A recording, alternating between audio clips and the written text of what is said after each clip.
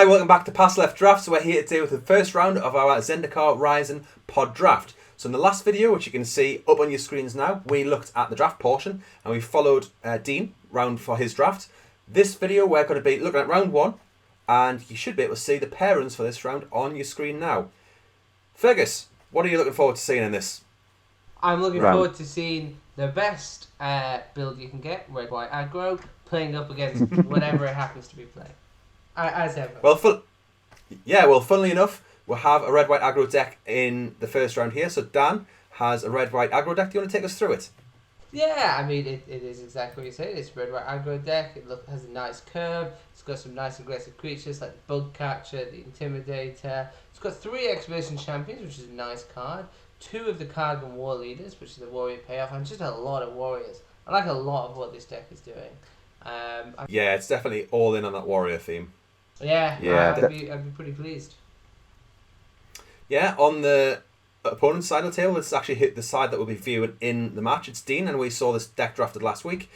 He's got Scoot Swarm in there, which has taken some standard decks by storm, not quite as much as Omnath, but Scoot Swarm's doing quite a lot of work in standard. We've got a few other bits and pieces going on. Green-white landfall payoffs generally, but just pretty good mid-range. Got a couple of DFCs in there as well. I think the rares in this really make it look like it's going to be quite powerful, and just the synergy seems to be coming together. So without much further ado, let's go look at how they play out against each other. So here we are looking from Dean's point of view, and you can see he's chosen to go... he's going on the draw, so he doesn't get a choice. He's got an interesting starting hand here. No green mana, but he's got things to do with his white mana. I don't know if I'd be keeping this with 3 green spells and no green mana. I don't think I'd be very happy. I mean, he got lucky drawing another 2-drop white creature there. I mean, I suppose he'd be lucky if he got a forest there. But, you know, he's got the Swarm Shambler, he's got a few decent bits and pieces. All he needs is 1 forest and he's laughing. And even if he gets a plains instead, I think he's still doing alright. He is. I mean, it's not terrible at the moment, but it's not ideal. Dan's got a nice start here, though. Yeah, the aggro deck doing what the aggro deck wants to do. It's got a couple of warriors out straight away. It is. I will say that... I don't know if I would have... Go on. Yeah, I don't know if I would have went for the Core Celebrant there instead. Gains life, starts gaining life, especially against an aggro deck. Can hold up against other bits and pieces on the other side. I mean, it's fair enough the Cargan War Leader can make it not able to block, but... No, I think the priority here is getting down the Aspen. The Aspen is really powerful. Whoa. He should be playing that Core Celebrant. There you go, he did it. So, yeah, because then he gets the extra life from the Swarm Shambler coming in. So I think this looks really strong here. This Aspirant is going to grow things very quickly. Yeah. And the Swarm Shambler just kind of grows by itself as well. Yeah, exactly. He does have the issue now where he's got 3 green spells in hand, and they're all 2-drops to whatever extent. The Knowledge Colony's got Kicker on it, but they are all kind of 2-drops and only 1 forest. Yeah, it's a problem. But he's got a bit of a wall here against the opponent. I mean, the opponent's just attacking through, but as he's gaining life, he's got some not insignificant blockers, if he wants to, and not insignificant attackers. Yeah, they've kind of been turned off though, don't forget, because Intimidator's turned off the healer, the Vanguard's turned off the Celebrant, and you see some of the power of Dan Rose's deck here. This is a solid wall that is just essentially being ignored, to be honest with you. So now he's got an extra forest, so he can play 2 2-drops and leave another mana open for kick his colony. Oh, of course, yeah. For some reason I thought it cost 6 to kick. What? Oh, because he's got lifelink on the healer, so that is one feature here. Yeah, that seems reasonable. And now... Oh. Whoa. Okay, that might turn things a little bit. Well, I think it's still very much on Dan Rose's corner here. Yeah, I don't know. Dan Rose has the shadow. That's what I thought might be turning it a little bit. But he doesn't have a lot of open mana here. His ability to turn the healer into a coward is quite powerful, it has to be said. Yeah. And those 4/3s are going to do a lot of work here. It's an interesting decision. Yeah. It stops people turning off blockers again, so the Vanguard being gone is not bad actually. With more opportunities to stabilise him, but more bodies on the ground. Yeah. Good. Kick another thing. He's another 4-4 there. I don't think that's a bad shout. No, not at all. Not at all. To hit him with the bear here, 4-4. I think you have to start putting a clock down. Maybe. It does get past either of those things on the other side of the field. Anything. So I think you can make everything not be able to block. Which is... well, because the War Leader's turn makes things cowards. The Intimidator, but you can only do each ability once, right? Not sure. Really look that one up. I've not played with it draft yet. I'm fairly sure Intimidator can only use each of his abilities once. Right. Let's have a look. Okay. Intimidator. There's still some thinking going on the other side of the field here, though. So, use it once. Choose... Oh, so yeah, it's choose a one that's not being used this turn. Okay. Thank you, Ben Rose. Demonstrating what I was saying. I mean, there's a few things you could have here. There's ways to give 2 creatures +X/+X, where X is the number of creatures in the party, and his current party counts at 2 here. I'm gonna block there. I would have blocked differently here. I don't entirely agree with this. I would have blocked there because the Kargan Intimidator stops blocks. Ooh, that's not a bad draw.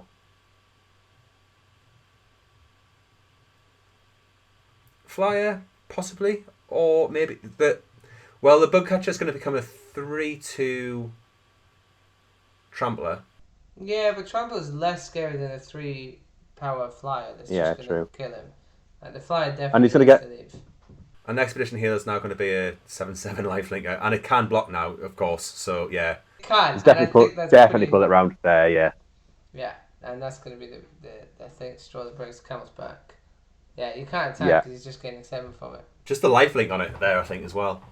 Yep, I actually think he's played this really nicely. Got all of the Expedition Healer, keeps attacking.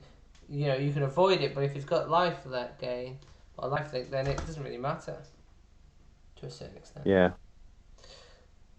So you can't actually, you can't kill the healer here by blocking unless he's got some kind of trick in his hand.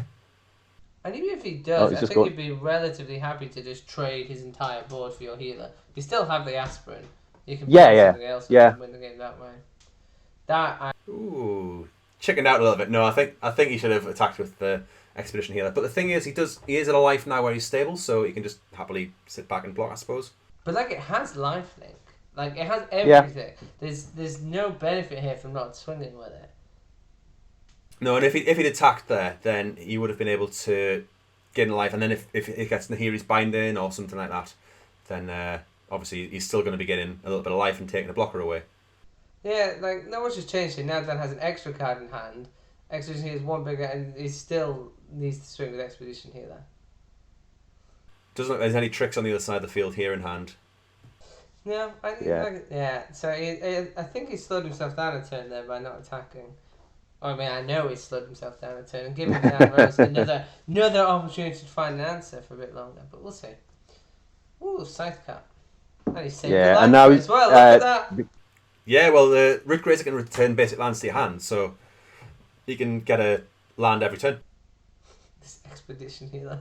It's just a casual 10/10 Visions Lifelinker. Yeah, just it's a common. It's fine. The red aggro deck is looking at this 33 life total and thinking, I don't think I have enough reach for this. There it goes. Just not having any of it. I mean, obviously it was the healer that was attacking through there, but it was the Luminarch Aspirant which did it. Yeah, that gave it the power. But to put on a lifelinker is pretty powerful there, I think. It's pretty powerful, but I think just fundamentally playing a card that is giving you 1 power and toughness every turn, your opponent isn't able to deal with because they haven't got direct removal for. It's just that is a pressure that is going to move you towards victory very easily. Yeah, you get a lot of. So if you got if you get a flyer out, then you can start putting on the flyer. In this case, he had the healer. I mean, I think this is a much better hand than last time. Absolutely. Start with 2-drop, 3-drop, 4-drop. Yeah. I love it. And then the Zendikar's effectively a 5-drop as well, because you want to play it with 5 lands because you'll play it on it where an untapped land.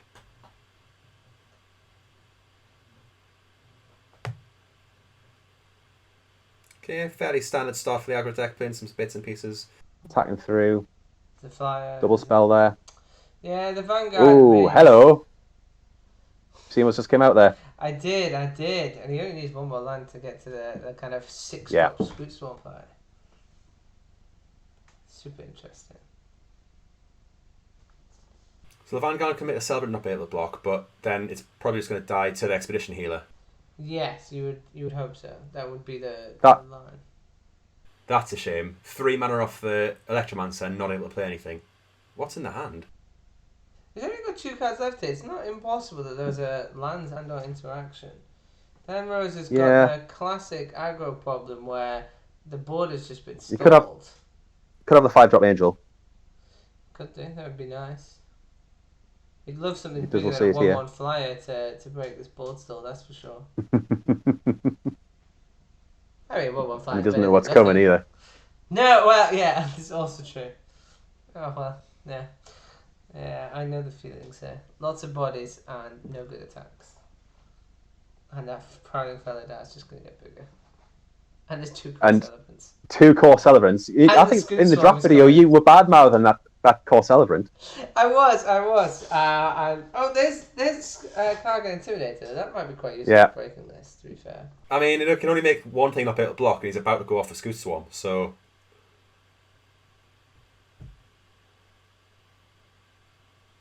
Play Scute Swarm, play the land, get a copy of Scute Swarm. Gain 4 life in the process because of the 2 Core Celebrants. This is what happens when I backmouth Core Celebrant. It comes. I mean, Core Celebrant's definitely the card that you want in some of these less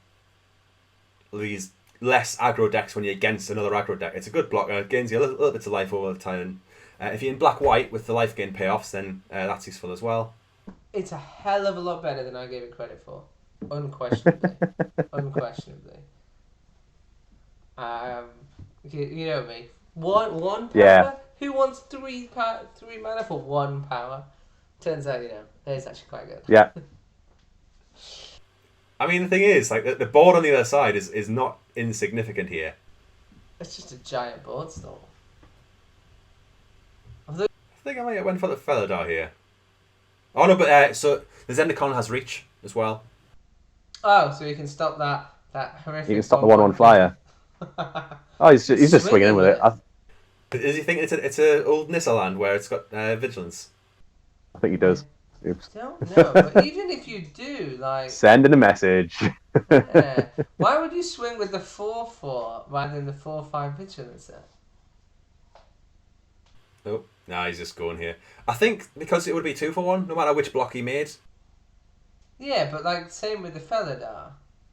No, actually it wouldn't because he could have used the Tita Peak Ambusher. But the Tita Peak Ambusher, the one on the far right there. Okay. I mean, what is going on here? I mean, that's a desperation play from Dan Rose if ever I've seen one. This game is very, very good. Yeah, I mean, he's not drawing the lands that he wants, which is a bit of a shame because that would just let him go off. But, if he gets a land next turn, he's going to get a counter on each Felidar and he's going to get 2 more Scute Swarms. Which is going to give him another 4 life. This whole thing is what I call miserable. Like, this board state is horrific. It's just so much stuff. This is when draft loses all. Oh, he stole the Scute Swarm for a turn. What is the value in that? Oh, I'm gonna throw that Scute Swarm at you. I'm having a little bit of a taunting chat there with the Yotos going on. He doesn't even have the land to trigger the Scute Swarm and get his own. Which would be a good... Oh, I didn't even think about that. Yeah, that would be hilarious if that happened. And the other irony is, by using the Songmad Treachery, he takes the land away. Yeah. So he could have had a... I mean, sure. Okay. Oh, and now you work out some blockers. Yeah. Sure. I mean, there's no mana. You've got no mana open, so... I think you probably just take the 1 from the Scute Swarm. Yeah. Oh yeah, without a doubt. because it Oh, goes back. you're right, he's got no mana open. Whoa, why is he not just eating the... Oh, I don't know what he's doing. It doesn't really matter. He doesn't want to throw away his 1/1s, and he's got plenty of life. But he had the Oh, 1/4, he could have... Anyway. I mean, none of this matters. This game is Oh, there's a land. very over. So over. Like, look at those land portraits. And he didn't even bother playing the Prowling Felidar first. Like, to get more. Sure. just attack with everything. It's Fine. being very selective here. I mean, he's going to be getting 6 life here. Oh, he's just won. There we are. That was. I mean, there you've seen the power of Skidstone. It wasn't even doing very much. I wasn't even, yeah, I don't even, that was, I was just higher creature quality from the green white deck, to be honest with you. It was as simple as that. But that was a fun game to watch. I enjoyed that. Yeah. Should we see who's coming up next with in the second match? Sounds like a great idea. Let's go. First up, we've got Dan Shipley. He's playing blue-black rogues. Well, it's partly rogues, partly party. He's got some good strong cards in there. He's got the Thwart the Grave from the uncommon level. He's also got the control magic of the format, which is hopefully going to be just blue to take control of a decent creature. And yeah, Gets a thumbs up Yes. from me. Thwart the Grave is a slightly disgusting spell that's ruined my draft once or twice before. I've not actually managed to see it really go off yet. I've drafted a couple of times, but never quite got there. You can see he's got a crown on his picture here because he is the reigning champion. He won the previous draft. We'll see if he can keep a hold of that title. On the other side, we've got it's not a Boros aggro deck for you here, but it looks like it could be fairly aggro, similar to the one that we just saw Dan playing here with Gareth. What do you think of this black-white clerics deck? I like it. I have to say, Clerics of Life Bond is a really good card. Like, if you get those life gain triggers going, the thing is a bit absurd. So I like a lot of what this deck is doing and what it's got. And it's got Thwart the Grave as well, which can go away. well, I think slightly more important than the Cleric of Life's Bond, he's got 3 Marauding Blight Priests there. So every life he's gaining, he's draining the opponent for it as well. And that does add up a lot as well, especially in this deck where you get incremental bits of life. You've got lots of 1 life triggers going on. You play the Blight Priest with the Cleric of Life Bonds out. You get a counter on the Cleric of Life Bond. You gain a life and the opponent loses a life. Happy days. Later I play the Shepherd of Heroes. You're gaining 2 or 3 life from the Shepherd of Heroes, gaining 1 from the Cleric of Life's Bond, and you're draining the opponent for 2 as well. Or the opponent's losing 2 as well. So I think they really, really, really do add up. I think there's an engine here that gets going that becomes very dangerous. When the Cleric's Life Bond is triggering to gain life from Clerics, and that's draining people, and you've got 2 or whatever. I think you can really do a lot of quite scary stuff. But we'll see. Yeah. Let's have a look at the game. I think that's a great idea. Okie dokie then. So we're watching this from the reigning champion's point of view, and his opening 7 is terrible. His second opening 7 is terrible too. Probably even worse. Yeah. Oh, poor start. Yeah, I mean, he's not got any of those modal DFCs in either of his hands either, which really help with making these decks work. He's going out of 5. But, he's got to have a bit of a handicap for being the reigning champion. I mean, yeah, that's quite the handicap. But he gets off to a decent start. He's got his 2-drop, gets going. See where he goes from here. Yeah. And he's probably going to play the Acquisitions Expert this turn, possibly, to make his opponent discard a card. So by playing that second, he gets to look at 2 different cards in the opponent's hand. And choose the best one out of the 2 of them to discard. Oh, 2 swamps. Not really much of a choice, but... There you go. I mean, it's still something. Yeah. But look at that. Two mediocre creatures in play. 2 alright creatures in hand. It's not really where you want to be at this part. No, I mean, the board's under control. The plus side for him is that his opponent isn't doing anything particularly terrifying at this point in the game. So that's nice. He's still very similar to where he started, behind on cards, but otherwise, it's not too bad. Yeah, I think that Acquisitions Expert helped him a decent amount to get back. This is definitely a card advantage kind of format, where you just want to get those 2 for 1s. even if your 2-for-1 is getting rid of a mediocre card from their hand and getting a extra mediocre card yourself.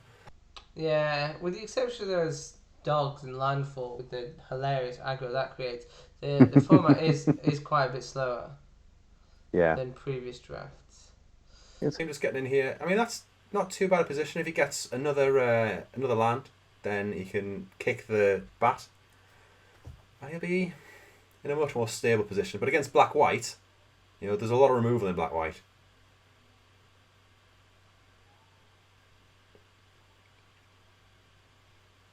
Mm-hmm.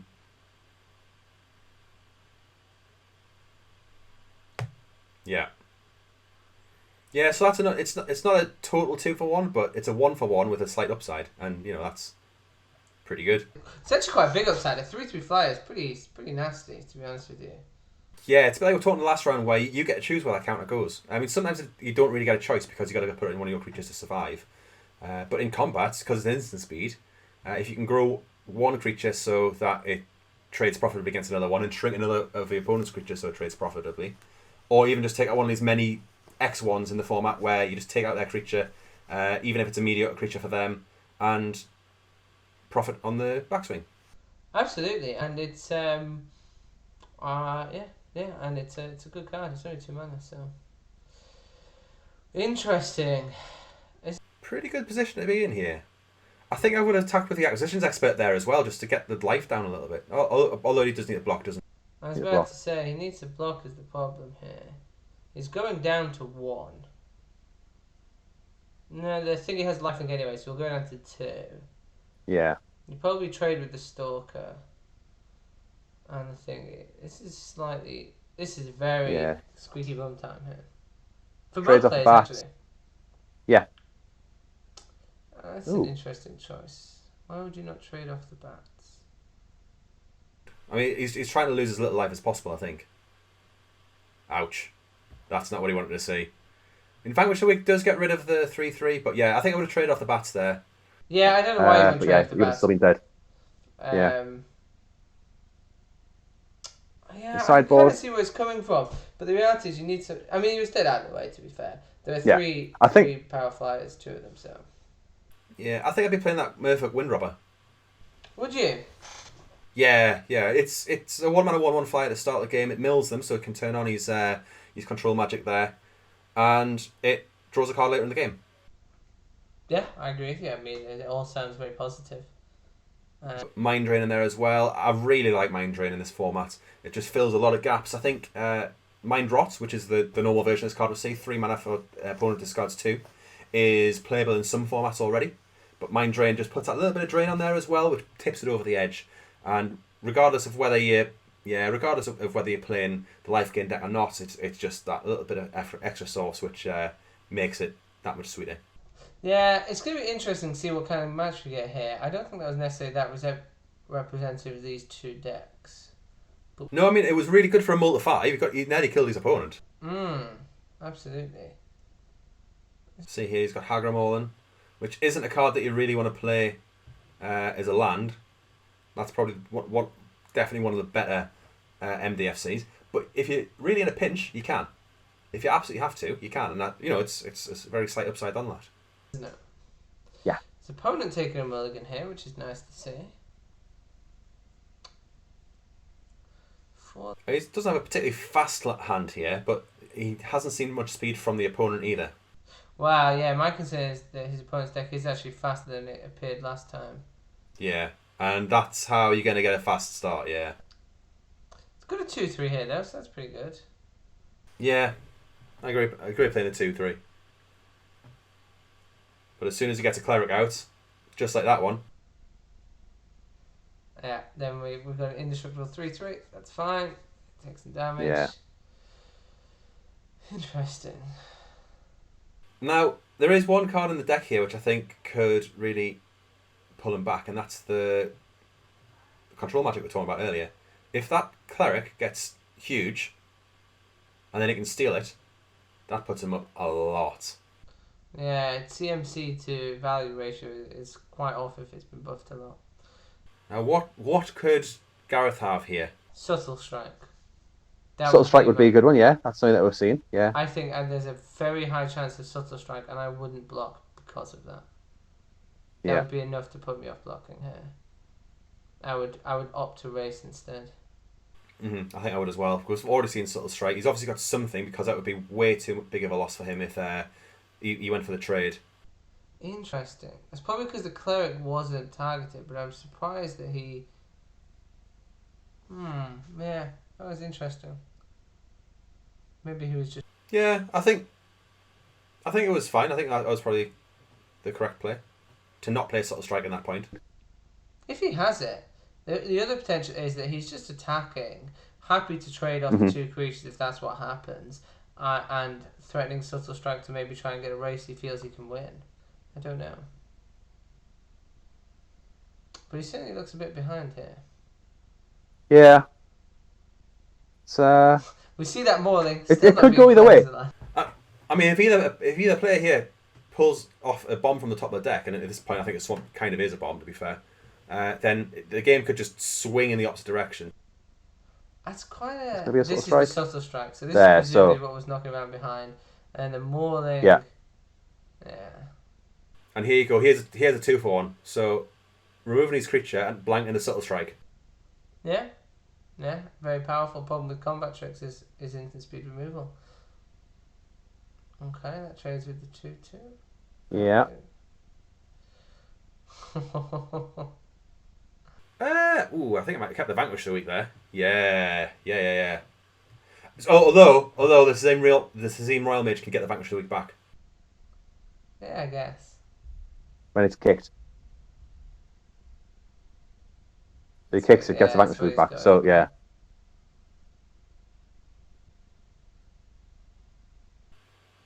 Oh, of course, Hagra Molin. Why not? Why get Vanquish streak when you get Hagra Molin? But yeah. Ooh. Well, that was a he good gets draw. rid of the flyer, which is fantastic. But I mean, still pretty bad here. Yeah, Even Coralline more than- Chronicler, nice. Yeah, I think this is probably fine. You really don't go to 1 here, surely.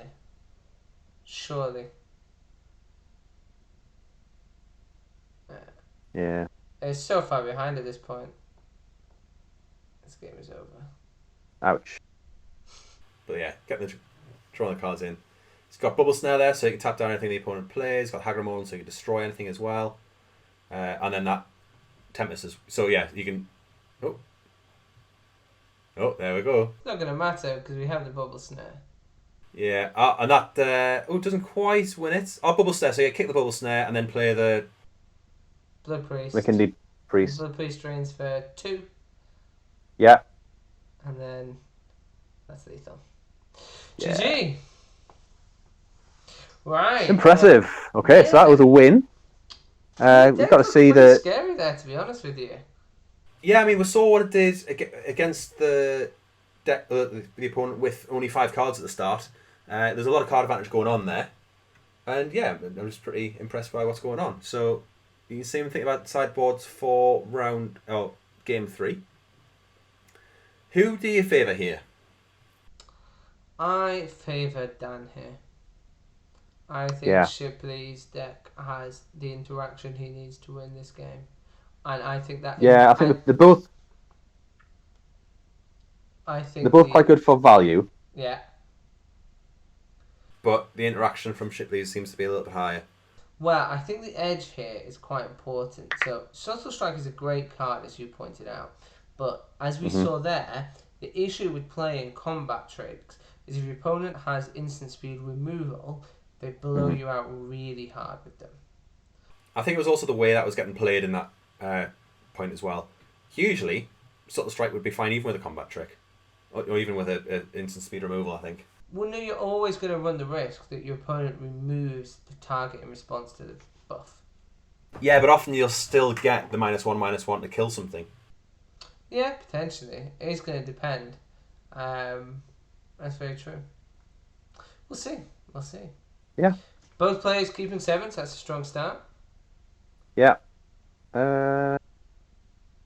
Interesting choice there. I think that was a mistake. I think he's just trying to be a bit greedy here. His cards have got kickers. Yeah. They've got more access. I think he feels that he doesn't need to play his stuff straight away, and he can actually afford to be a bit greedy with what he's got. And Legion Angel makes that look slightly questionable, but there you go. He's still the acquisitions expert does some quite good work. Mm-hmm. Let's make the opponent discard something. Probably something good as well. Yeah. Ooh, Silent Swarm. I think we'd get rid of Silent Swarm here. Yeah. But not both of we those do are have life. pretty. Oh yeah. That's not a good hand to see. So at this point, his opponent's got a decent chunk more health than he does. The life's 21, and potentially going to grow. So the life gain from the Shepherd is not as important, and the Sinal Swarm can grow to be an even bigger creature. So I think that's why I would get rid of the Sinal Swarm. 100%. But both are more flyers, and it's scary at this point. Yeah. Do you throw away your 2/2 here? I don't think so. You got Vanquish Week doesn't do it. Not for Legion Angel, but for the 3/4 coming down. Yeah. He's only got 2 party types as well from everything we can see, so that Drana Silencer isn't going to do enough if that comes down. Oh, he's got at least 2 turns anyway. Yeah. Oh, he's got the Lancer now, so it is now coming next turn, which is pretty good. Gets Scry as well. Or discard and Scry. Redworm. All this incidental value creates a lot of work for Dan's deck here. Mm-hmm. Scry here, a draw and discard here. Let's you just improve the card quality and interaction that you've got going on quite easily. Yeah, I mean, it's interesting because I quite like the Blue-Red Wizards deck in the format. And when you have the the Luton, wow, yeah. I said that card is quite gross. It's going to gain life? Yeah. So now you got 2 4-power flyers in the air. This is super gross. I don't think we're going to have a win here. I mean, it's like, Why yeah. Well, that's a decent draw, okay. but doesn't actually What's the steal either of those unless graveyard? it draws a land. How big is the opponent's graveyard here? Is it going to be big enough? Or can we make it big enough this turn? Oh, this game is so over. This is just irrelevant. This game's over. You have to throw away your 2/2 hit not to die. Yeah. You can't. You need a land. No, you didn't get it, so you can't domination either of the flyers. Yeah, that's it. Game over. It's over. Wow. Oh, that was a good game. You know, that could have easily went either way there. Kind of. I mean, his opponent just had too many big flyers for him. Like, all the bombs came through, I suppose. Yeah. Big high power flyers are extremely powerful interact, and we saw that there. And interestingly, I think so. While it's unlikely to have made a huge difference, there's something in there about Dan trying to squeeze value out of his cards and just losing on the tempo. He still has I think he should have stuff to do, but the tempo was taken away from him. I think he should have just went for that acquisitions expert first, and then just play 3-drop and then a 4-drop or 2 drops on turn 4. I think just playing your cards is just way too important in the format. I think you're probably right there. Should we look and see what's coming up next? Yeah, so we've got Joe Loudon, who is our resident podcaster from our Devastation podcast, and you can see his deck here. 3 colours. Bit greedy, maybe? It's an interesting question about splashing in this format because of all the MDFCs. Although that said, he doesn't have a huge amount of MDFCs. He's got 3, which is fine. It's super greedy. I want to see how it does. It's so greedy. I mean, we will see. My prediction is lots of cards that can't be played and a horrible death because of that. But He's got a very nice Jace there. Yeah, I'm not looking forward to seeing a kick Jace out of this one. Well, just Jace Mermaid has 2 blue pips already, and he has 5 blue sources, 1 extra from the MFC. That's gonna be hard to play. I think the kicker's got blue in as well. I'm not sure, but I think it does. So I think it's blue when you kick it. But yeah. All the blue sources in your library. That might be quite difficult.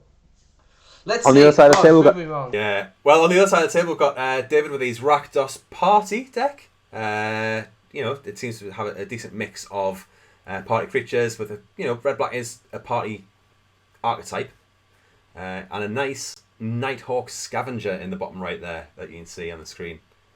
Oh, that is a bomb. That is a bomb. That is just a strong card that is going to be a big flying Death Touch lifelink thing. Yeah. So, very good. Yeah. Should be exciting. Let's go have a look how they play against each other. Okay, so waiting on the opponent to choose who's going first. Obviously, the opponents chose to be on the play. We've got not a bad start here. He's got 3 colours of mana. One of them is the Umara Wizard, which he's got to play. I think I might have just rocked out that. Yeah, well, I suppose the Umara Wizard doesn't have to be played straight away there because there's no other blue cards in hand. But I think I might have went for it. No, absolutely. But I mean, certainly this is. He's got all 3 colours of mana in his opening hand. I think he did quite well. Yeah. You see, if he had the Umara Wizard out first, I'd be able to play the Little Mage's Familiar third. Yeah. And yeah. Ooh, that's a start. That is a start. It's still only a 1-3 though. I don't know. Currently. Hovering over his journey to oblivion. There you go. Never punished. Never didn't have it. Yeah, who needs balanced land sources when you can just draw them all out? Right, let's have a look, see what you have here. Interesting. So, no, the most exciting stuff. A 1/3 flying Death Touch lifelink is still not bad. No, I mean, like, the for this card is obviously, it's always a good card. But I mean, like, it's not going to kill him that quickly with 1 power. No. Which is quite nice. Would be nice to play alongside the little blue 1/1 that makes your opponent mill and start getting things going with that. Oh, without a doubt, it's a rogue for a reason. You want to play it most in the rogue deck. Ah, that's the pathway. I didn't notice that when we were looking at the deck previously. No, that's true. That is true. And the Familiar is also going to help him here with some mana. I mean, he's proving us wrong so far about the whole ability to cast his spells. He can cast everything now. Yeah.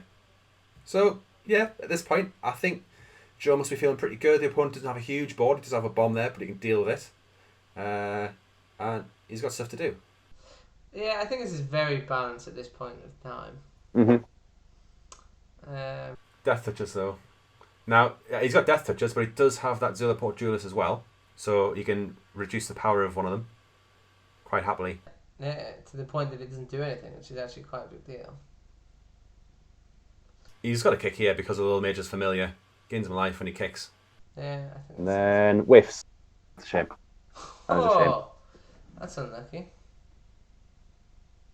Yeah. Okay. I think I'd attack with the Ox here. Yeah, it's got vigilance. Go for it. Oh, it doesn't have vigilance. I thought it had vigilance. And then he can still flash in the Zilliport Duelist. You can, thanks to the Familiar. Although it's less tempting at this point, I have to say. Oh, I definitely would. You flash it in and you block one of the Skulkers. Yeah, you just... You basically trade it for a Skulker. Yeah, I mean, that's not a terrible shout.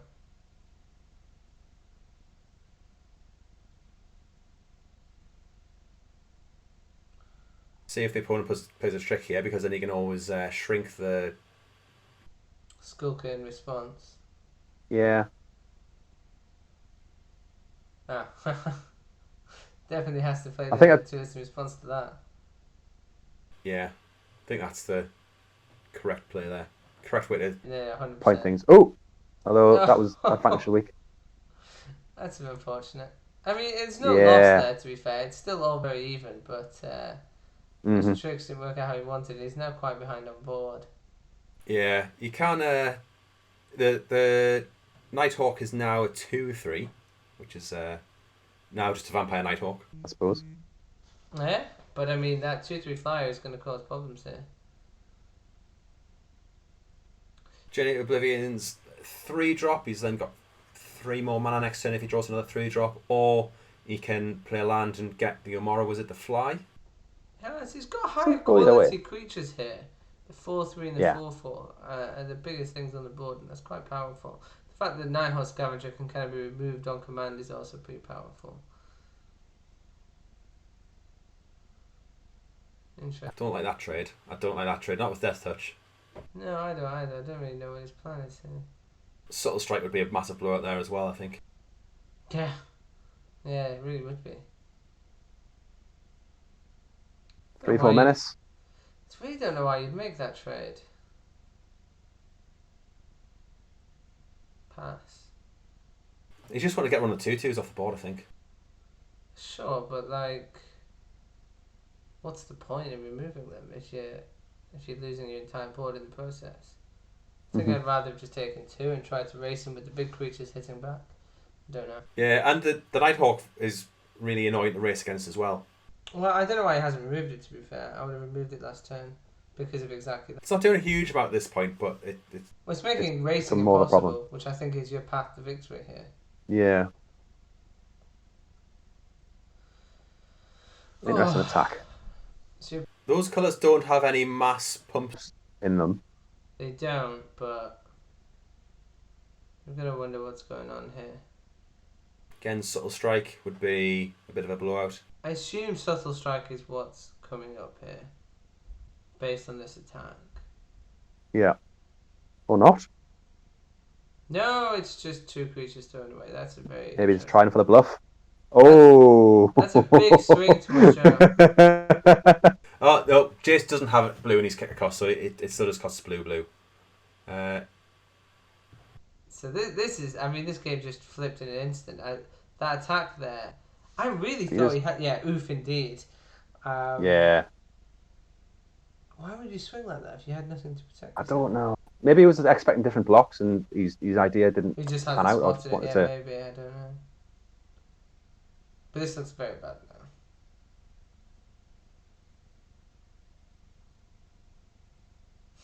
now. Hello, Jason. Jace.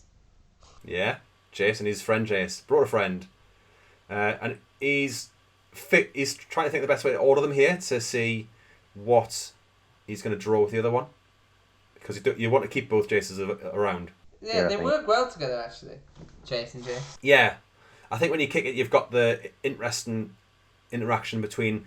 do you try to keep them both around? Do you try to draw a small card with your first scry? What happens if you get 2 big cards on the top? Do you try to put one on the bottom, both at the bottom? Do you draw land? If drawing a land is not a bad thing in this format, even if you're quite late in the game. It does look like quite good fun as a kind of decision-making template. Yeah. I have to say. Yeah. Yeah, David's Game is so... not very happy with that situation. Ooh. This game got away from me in a really big way, actually. That's that Royal Eruption. Maybe that's what he had in his hand earlier. He was hoping to get Joe down to 5 just to kick the Royal Eruption into his face. Oh, yeah, messed up the attack result. Yeah, you're entirely right. That's exactly what he was doing. Yeah. Yeah, no, you're correct. Yeah, that looks like what the plan was. What a close... Okay. Yeah, Jace is pulling out the bag there for him in the end, I think. Although that attack and the blocks are going quite the way that Dave wanted to go. But I think he was in the right place. He knew he had to kind of close out the game as soon as possible. Joe was at the point where he was stabilising. He had some big creatures out there and just wanted to try and get through. Interesting. Joe's got the 3-2 squid in there. I suppose his blue sources aren't great, but I think I would be quite happy to play that in this, at least from sideboard against quite an aggro-looking deck here. The 3-2 blocker, you can attack with it a lot of the time as well, but just playing it as a blocker is good enough here. Yeah, I mean, Joe's ability to draw whatever lands he needs is obviously quite helpful when you're playing this sort of pile. Yeah. We'll have to see. That's the hand I expected to see. You could have kept that, really. You had the Umara was at his blue source. Again, one mulligan. Maybe I'm just... Wow. Maybe my mathematical understanding of land distributions is off, but I don't think so. Here he's got the white in the Kabira takedown, so you can play the Kabira takedown in a forest or an island. Oh, this The is Mesa great. links. He's got Grey Seal Grass. Yeah. In Joe's deck, if What, you you've- open a hand and it has all 3 colours, you're done. Keep. Snap. Done. I think I actually put Jace back here. Yeah, so does Joe. Yeah, that makes because sense. You're not card you that want. likely to get that second blue source. Oh, it's not you're unlikely. But Yeah. you'd rather keep the cards that you can definitely play. Well, for all it's a 3-cost card on its front face. It's not really, is it? No, you want to play it at 5. It's so much stronger at 5 than it is at 3. Oh, goodbye. Opponent had a mulligan as well, though, so... Yeah, I mean, this is looking pretty decent for Joe. I won't lie. I mean, the Necropod is not that effective against this if it No. gets Death Touch, but it didn't, so... There we go. And you got the 3-2 Trampler there. It's going to get bigger. You can tap the Skulker down. He's off to the races here. Yeah. I think Port de Vood is all lands by the looks of it. Ooh. That's nice, though. Yeah. I think hold the Greyseal Grasp and then tap the Dreadworm down. Yeah, I think so, too. Does David have a land, though? Because I think he would have played it by now if he did. Oh, no, he does. Just having a think over his actions there instead. Yeah. Yeah. Tap it down, draw a card. There's some good work here, this.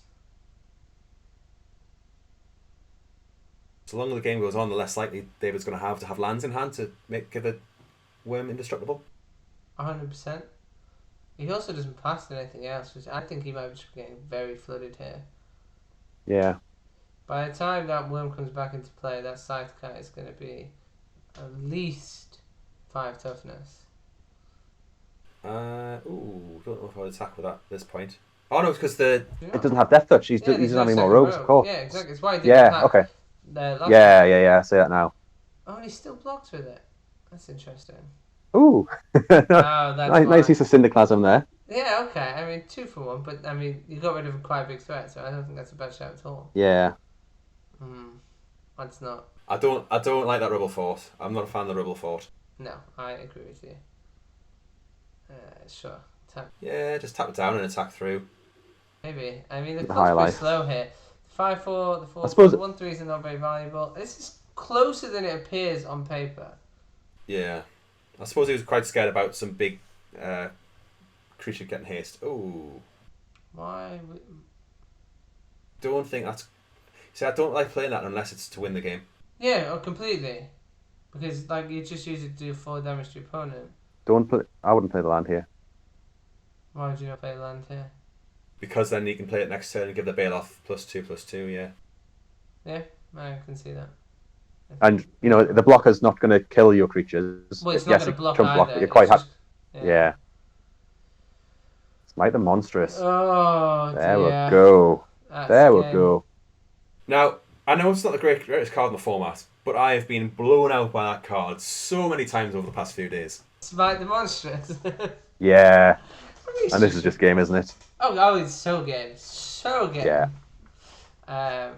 Yeah, that was unfortunate for David. But well played, Joe. Just good. Yeah, and, he had to mulligan a little bit, but the mana issues weren't that bad. No. Looking at our final round, we have Joe Mayhew. So you can see him here playing a blue-green kicker deck. 2 of the little majors familiar, and we have already seen one of those in Joe's deck. So we've had a lot of these signposts and commons going around in the draft, which we're kind of commenting on last video rather. It's, The kicker deck's strong. Yeah, the kicker deck's strong. We've seen a little bit of what that can do with Joe.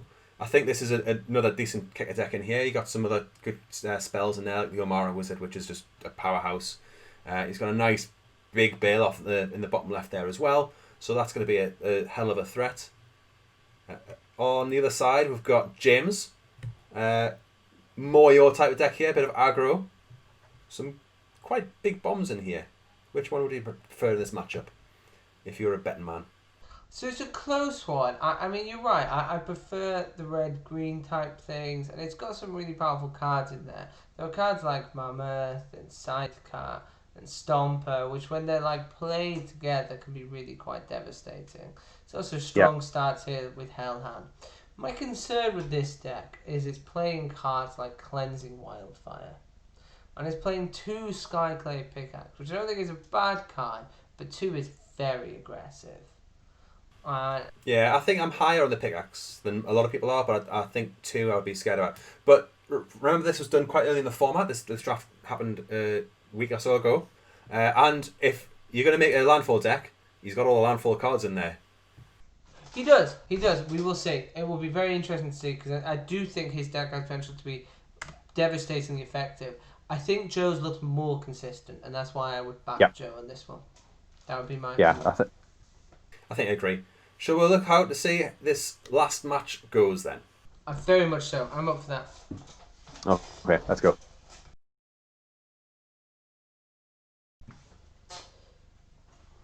Alrighty then. So we start with James. Decent hand. He's got 2 drops. Yeah. Removal. Looks good. I mean, I think that is a decent hand for your average deck, but in this case, he wants to have a bit of an aggro start. Yeah, you're not wrong. You're not wrong. There's a big question mark about what he does on turn 3. Opponent isn't playing threats for him to kind of remove and play the tempo of the game with. Yeah, I mean, the Knowledge Colony's fine, it's 2-2 for 2, but at this point, that's kind of all it is, and you want a little bit more than that these days, really. You don't back the bear. It's a bear. It's a bear. Bear with upside. It's good, but it's not the way you're hoping to play that card, I think. No, you are right. Well, I think the power of this card is flexibility in a curve, but you're correct that it's really not what you want to be doing on turn 3 as part of a curve. Yeah. And the Hellhound has come out with something at the wrong time here. Yeah, you know what? I think I might be tempted to Rabbit Bite and Royal Eruption here to get rid of that, because that can start causing him a lot of issues. Really? I guess he's turning off his attacks. Or he's planning to trade and Rabbit Bite, presumably. Well, yeah, but then you're still getting 2 for 1, I suppose. Saving the land for the Hellhound trigger. Yeah, I can see where he's coming from here. Yeah. What's his plan here? He's in a similar position to last time. You're either going to use the Rabbit Bite or the Royal Eruption on the 1/1 Death Toucher there. It's just a question of which one you think would be more useful for other things. I think I would keep the Royal Eruption. Yeah, I suppose the Royal Eruption's got the benefit of going to face as well if need be, so you can kind of surprise with an extra 3 damage to face, so the opponent's effectively on 11 now and they don't know it. Yeah. I think that alone is a reason to pick Royal Eruption. I always think like the scenarios where Rabid Bite is better are lesser. Yeah. That is not Okay, so how he thinks. Taking a slightly different tack. It's the only way you can really get rid of that. Because it's Death Touch, obviously. Now, leaves himself a little bit open to removal here. A bounce spell or something like that here. It's not great.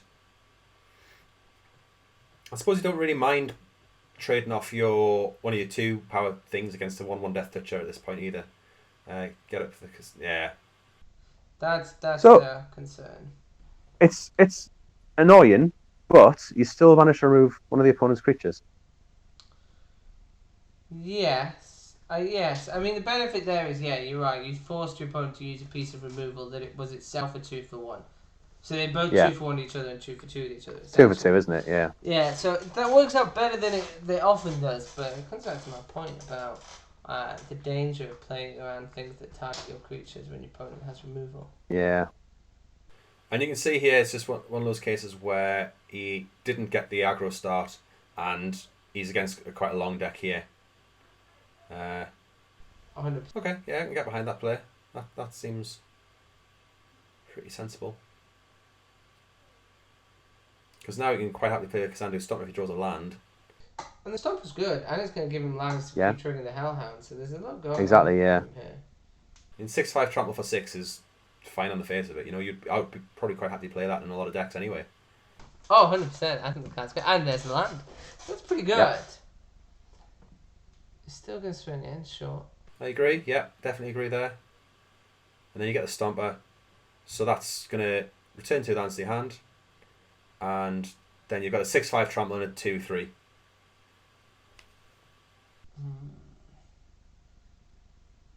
I mean, it looks very good at this point of view, doesn't it? Let's be honest. Joe's just made his first land drop in a little while. He's kicked his Sproutling, gets back a Geyser Mage. Don't think it's going to be... I think he's going to trade both for this Stomper. Yeah. But I he's think still going to that's- be taking 1 from it. I think that's fine. He's I taking think 3 you need to overall. remove it. Yeah. I think getting rid of the Stomper is basically mandatory here. Yeah. And his board position looks a lot stronger now. Yeah, this is Okay, fantastic. yeah, that was... Cleansing Cleansing Wildfire. Wildfire. Why is I this mean, card? I have no idea what it, this. it's it. Well, so it gets him an extra land drop. You see. Well, for the landfall trigger. Yeah, and it draws a card. So he searches out a land, takes a land out of the deck, draws another card. Obviously, that was a land at this point, but he can then attack as a 4/5. I mean, in that case, it did a lot more. That's probably his best. Well, that's what it's there for. Yeah, it's uses to help trigger landfall. But I In wonder the how landfall often it's decks. going to do that effectively. Maybe I'm underestimating it. I mean, in this case, he had the one thing which cared about landfall. Imagine if he had 2 or 3 creatures which cared about landfall, which this deck can do. Getting an extra landfall trigger. They're kind of designed that you get 1 landfall trigger a turn. Yeah, maybe you're right. Maybe I'm being unfair here. I don't think you need to save both these lands here. And the fact it says draw a card on it as well, it's not just get a land out of your deck and put it on the battlefield when you sacrifice a land. Yeah, Like, no, draw the card. Yeah, that's very true. And it is only 2 mana. Oof, That's that's a is big. very bad. I get that recovery. is- Is there anything you can get here which? Back deals with a 6/6 as well as a 4/4 flyer. Can't think of anything in the graveyard with. Ooh, Royal It has Eruption. hexproof. Yeah, but his face doesn't. You're right. Good spot. How did I forget that? I can't believe I missed Yeah. that. That is so disappointing. Oh, that was quite funny. I enjoyed that. I appreciated that. Very nice. Wow, that Yeah. came together incredibly well. That is. Yeah, I mean, it's aggro, and that Royal Eruption does what Royal Eruption is supposed to do. It just hits face when it needs to. He's only got the 1 in the deck, which is a bit of a shame, but I think it does enough. Burn is so good, man.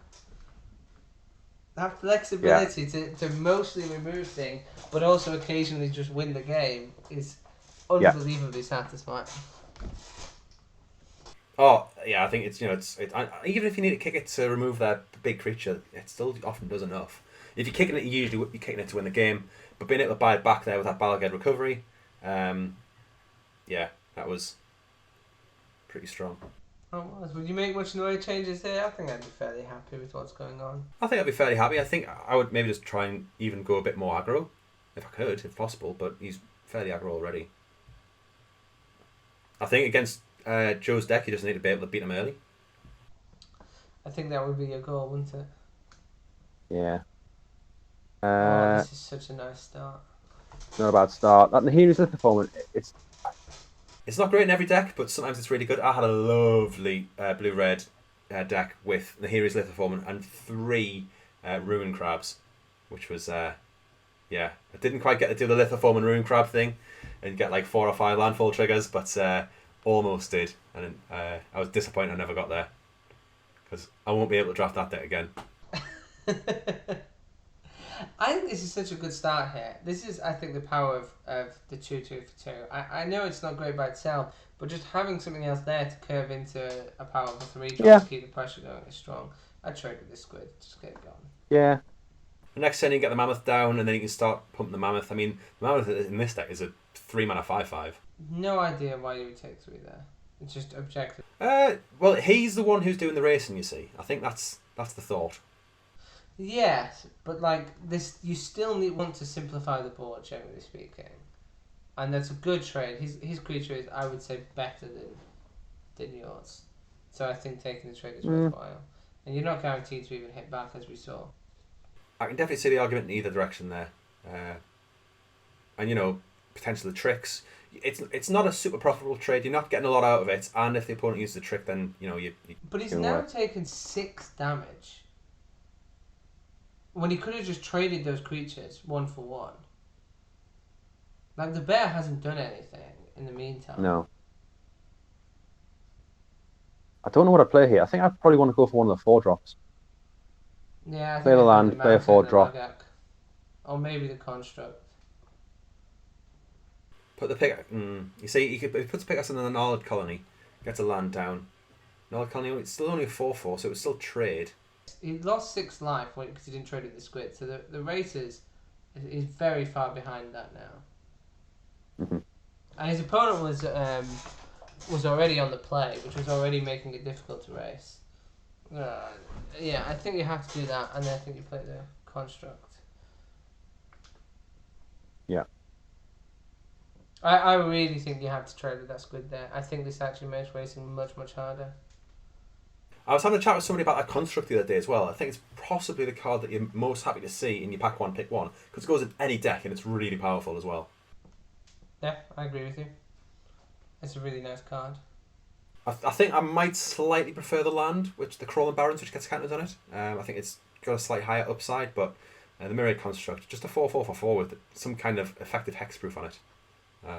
And a lot of flexibility for what you're doing. I agree. I think it's brilliant. Interesting. What was his option? Probably Pickaxe, Spitfire Lagak. Pickaxe. I don't think it sacrifices the construct. And then if you play a Spitfire Lagak after he potentially gets through here. Yeah, I agree. I don't think it's a bad shout.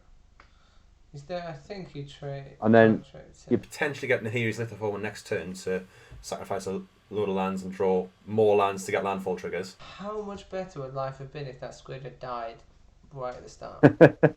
Oh, you see that was a tough one. But you know the blue green deck does have a lot of instant speed spells. There's good recovery here. This is interesting. Yeah. Got a big Vine Gecko. Pickaxe costs so much creature. to put back on something. It's quite obnoxious. You just trade this with the 4/4, right? Yeah, it feels bad because it's obviously only when it's targeted. Xanadu starting to Doesn't do anything. I think I would play the land here tapped. I think you're probably correct. Because you'll be able to return So- it anyway. Yeah, so play the land taps, then play Xanadu Stomper. Next turn, yeah. Yeah, and then attach the land to the Xanadu Stomper. Attach the Pickaxe to the Xanadu Stomper. Cast Nahiri's Lithoform and swing for a billion trample. That all sounds pretty reasonable. Yeah. 1, 2, 3, 4, 5, yeah. And of course, if he plays the Xanadu Stomper, he can return the Nahiri's Lithoform, not the Nahiri's Lithoform, and the recovery to hand. Exactly, you get the best of everything here.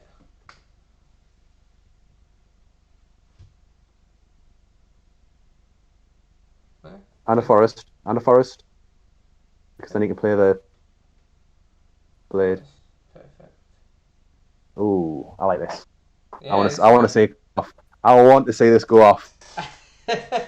You think it's going to? I think it's going to work. I mean, he's gonna have to pay for the equip and the Lithoform. I think Geyser Mage, not quite what he wants to see. The equip's 3 as well. I think you can't pay anything on Yeah. this. Oh, that's not good.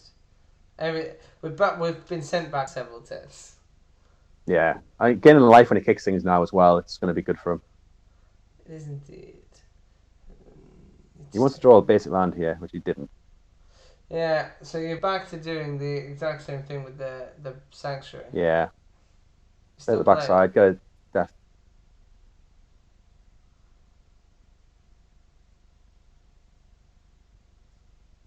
Opponent can make a favourable trade here, I think. How so? Well, Oh, he's with going the to Gecko. trade one of his 3. Yeah. Yeah. Oh, yeah, you're right. Kill the Vine Gecko, right? Yeah. Sure. To equip the White Blades to. I mean, sure. Might as well use the mana, I suppose. Okay, so stabilized. And Nahiri's Lithoform. I want to see Nahiri's Lithoform just do good things here. It doesn't go in very many decks, and when it does go in a deck, I think it's great. But I think this is edging away here. I think this is getting quite difficult. The Blight Blades are... I think it is, yeah. They're decent. Bouncing Good the ones to grab. Stomper was. Yeah. Well, it's reset the tempo. We'll Yeah, have to haven't see. The Stomper's coming back down, and the Black Blades Mm-hmm. are stopping him from being overrun in the meantime. So I don't think the game's over by any stretch, but it's... No. There's a big question about what's in his opponent's hand here.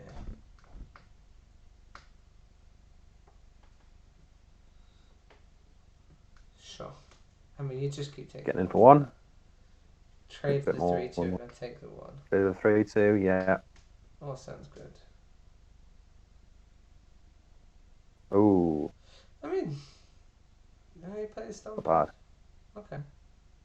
I mean, yeah, you're probably right. You play the Stomper here. Yeah, Doesn't matter what you bring back. doesn't really matter now. You want Bit to of a play. slower pace game, this one. It's Do you want to give them play? a bit of That's a time to question. Do chat. you play again? Yeah, you probably do play it again, don't you? The second land.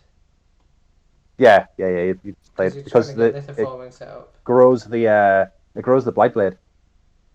Yeah, but you're not going to swing with that Blind Blade anyway, I don't think. I would if I could grow it, make it a 3/3. It would potentially trade with the Oh, Lumid. yeah, no, you're 80 right. block. Yeah, I agree with you. Yeah, you would. You just get 3 And then damage. Yeah. you'd also have another mana for next turn. Yeah, no, you're completely correct. Yeah. No, you're 100% correct. I'd play the Mountain Oof. then. So here, Hexproof sucks. equip the blade across the Kazandu Stomper. He's tapped out here. So equip the blade across the Kazandu Stomper. I cost 3 mana. Okay. You can't Rabbit Bite the Baloth because it's got hexproof. So equip it across. It costs 3. Got 1. Play the mountain. It's got 2. Make it an 8. 7. You play the recovery here, not the Mountain. And then you can Rabbit Bite the 1/4. Sure. Why the 1/4 and not the 2/8? Because it's a Oh, because blocker. it's lethal. Oh, no, because it forces him here to It's block. not lethal, It but forces him to block. Yeah, okay, you threaten lethal. Yeah, no, you're right. Cool. Why would you block the 1/1 instead of the 8/7? yeah, I guess you could get rid of the 1/1, but still. that's good. I like that. That worked out unbelievably well, actually. This land, That stomp is what's scary, it going to be? man. What's it going to be? What could he have? He's some kind of bounce, I suppose. He's removal. And He's he's behind on cards. Oh, okay. That was a top deck and a half. I'm assuming it was a top deck. Scry 2, I mean, draw 2. kicked as well, so he's gaining life. Wow. And he makes it And he makes a 2/2. 2/2. That is Now, unbelievably good. At least here he's got the. I think it was a 1 top, 1 bottom there, so he's drawn at least 1 good card, probably 2. Yeah, it's probably correct to do this. The thing is though, he's still behind on cards, and his opponent still has both a recovery and a stomper. yeah. What's he gonna fetch? Get a Rabbit Bite back, maybe, or a Myriad Rabbit Bite Construct, or I think Rabbit Bite. I think just I want something to be able to remove stuff. Yeah. yeah. Ooh, interesting. Both players have 3 cards back in the hands now. It's reset the tempo a little bit, but both this- players 8 life. This is a game that just keeps going back and forth, doesn't it? Don't think I block here. You wouldn't. No. Because then he's got something for Rabbit Bite next turn. You are right. 8+ Rabbit Bite kills anything. You're not wrong. And it's kicked as well. It brings back a kicker spell. Yeah. Yeah. Well, oh, the kick. Oh, Oh, that's, it brings Bit of back self-control as well. Yeah, this is backbreaking. Oh, of course, it brings back the. Yeah. Oh, wow. Yeah. I didn't even think about bringing that one back. Whatever you're playing is now getting bounced, and he's drawing more stuff on it. He's making another creature. And you see there, played a DFC because he just needs that mana because he knows he's going to get so much value from the stuff in his hand. He doesn't need the average spell. I don't even know which DFC it is. It's a green one, and the green ones are all decent. Is that another one that recovers stuff from your graveyard? I think it is, Could be, yeah. But I'm not sure. I can't tell from here. I mean, what do? You play this and you accept it's going to get bounced? There's nothing else you can do. I think you play the Stomper just to force him to bounce it. Yeah, I mean, you don't have to return lands to your hand with Stomper. No, you could also play the Colony. I think I'll probably just kick the Colony. Yeah, I mean, they both have the same effect. Your opponent's going to waste your turn and send everything back to your hand, draw a card and hit you for 3. Yeah. But you just play whatever you can. It's not a lot you can do here. That's so good. There's a lot of good kicker cards going around this deck, this table. Because Joe's partly in kicker. the other Joe, both Joes are in kicker in some form, and then even James here has some quite good kicker spells in his deck. Yeah, I think he's trying to work out what he can do here, but there's no option. There's no real difference here. Bring one back to the hand. Yeah, But I think I'll sure. bring one back. Well, I don't know why you do it just to replay it. If you could do that, bring 2 and hold them. But anyway. Because he could. Because Yeah. he could. I mean, it's all irrelevant. His opponent has this cube, so you're going to have a rough couple of turns here. You need something quite explosive to follow this up. Or your opponent's just whiff hard hit, yeah. Returns his own creature back to his hand because he can kick the next turn. It's another creature in hand, so he's going to make a 5/5. Yeah. It's even worse. I just realised. It's even worse than I thought. Oh. I mean, it's at the point where you think James should probably just concede, but there's that slim chance. And he's right. He's right to not concede. He's totally right to not concede. I mean, I would always say that, but I don't really know what your slim chance is. Yeah, I can't think of the way he's going to get out of this apart from here is Lithoforman with the pickaxe and all that stuff going on. But you can't, because you can't get a creature on the board. Your opponent has the same play cycle every turn. You play creatures. Yeah, but the Stomper's got. Yeah, I mean, it's just going to get bounced every turn, isn't it? Yeah. But your opponent is. Go on. Yeah.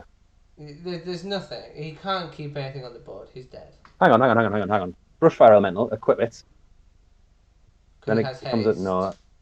Yeah. Can't be blocked. 1, 2, 3. Yeah, you can tackle 5. 6, 3, 4. Can't play Cleansing Wildfire with it either. You're one shot.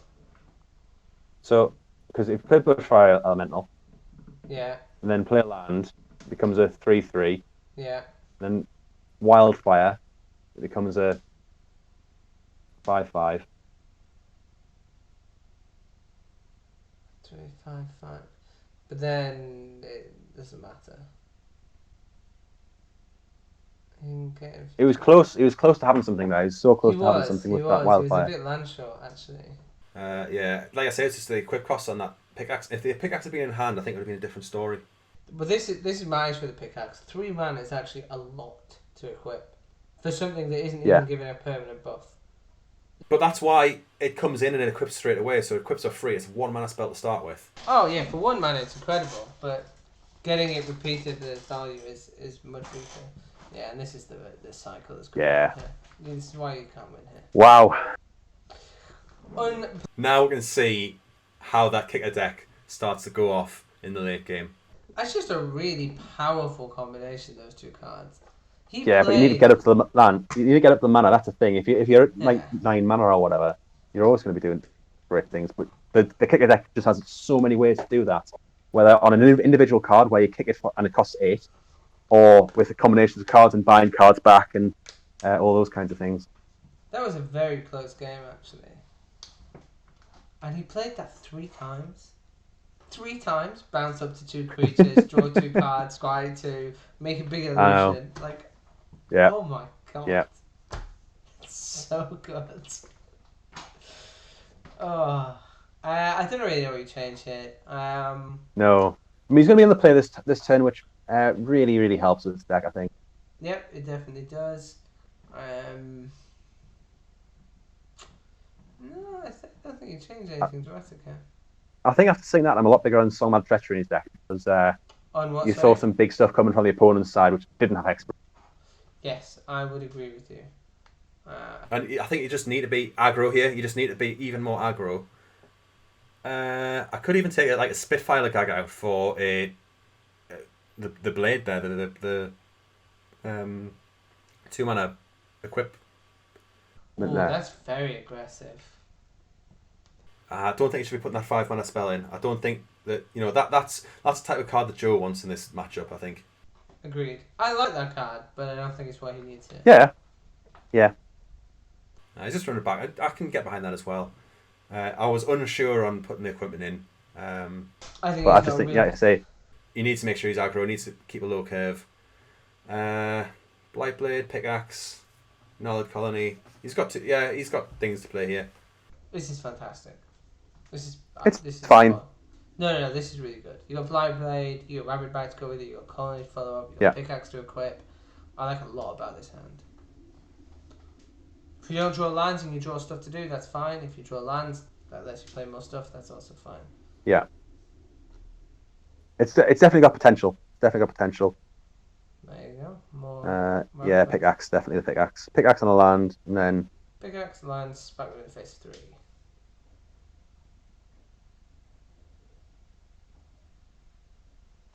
And then he's got the choice between the Colony or the Rabid Bite next turn if he needs to do something. And it's almost definitely a Rabid Bite here. He could have redone with the land. Oh, no, he doesn't. I suppose he knows Rabid Bite next. Assuming the opponent might not play another blocker, or even if they play a blocker, they might have... Maybe. You would really have liked the land there, to be fair. yeah. Cool. Right, well, maybe kill the 0/5. Mm, You wouldn't? You'd kill I think the I squid? would. I think I would Royal Eruption the squid at Squid and this swing in. point, and then get in for 1, No, you're right. and then Rabbit Bite the Riptide next turn, Yeah, no, you are correct. That is the way to do it. or he's just going to offer the trade. Yeah, no, you're correct. Royal Eruption on the squid and then swing in is what you should do. Yeah. Because the 0/5 is just like not a big deal. Yeah, That's and the point. if he attacks a 5 with the 0/5, then he attacks a 5 with the 0/5. It's not the end of the world. Rabid Bite kills your Death Toucher. That's unfortunate. Huh. Oof. Well, I I mean, mean, I think I'd definitely Royal Eruption the Gecko before it gets out of hand. yeah. It reduces cost of kicker spells and it gets bigger kicker. So The you worst case just scenario need to get is rid it of does it now 2 while they can. kicker and then you're in trouble. Sure, Rabid Okay. Bite's probably better than Royal Eruption, Yeah. to be fair.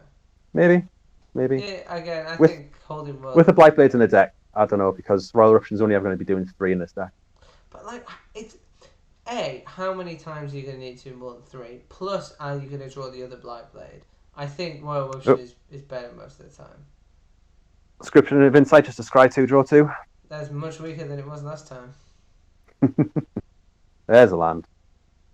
It is a land. And Yeah, there's a land for the for- side cat.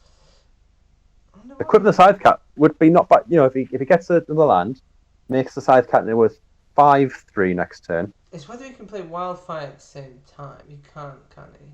He has to equip the pickaxe first, and then he doesn't have enough mana, which is unfortunate. But this is still nice, yeah. Yeah, This is really good. because that's a 5/3. You won't want to block 5/4. the cat. In fact, he just attacks at both here, I think. Yeah, just 100%. go You're aggro. happy with whatever happens. This is really You good. trade for the This 2/2 flyer. Your opponent And that- now, went away from lethal. he's- This is so good. Yeah, and he's got Royal Eruption in hand as well. So Well, that's what I mean. He's one away from lethal with the Royal Option. This game is kicking the guys in it. so close to being over. I mean, so I think the best case scenario here is he draws a land, he equips the pickaxe, he plays a land to make the 2/2 a 4/4, and he's got Royal Eruption in hand. Or do you just? What do you do here? You could Royal Eruption, swing chips that are powerful. Oh yeah, you just got. Oh yeah, lethal just first, yeah. You just Royal Eruption the creature, don't you? Of course. Yeah, and then you got lethal. Sweet. Wow. Okay. Wins on cards So- and tempo. Round 1 of the draft went pretty damn well so far.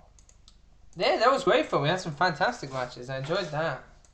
Yeah. And I think all of them were interesting. There was things going on in all of them. I'd be interested to know what people think about seeing all these matches. A longer video, obviously, where we do quite a long video going over each match. It's obviously sped up a little bit, just under twice speed. But I think it was a good speed to be commentating at, good speed to view at.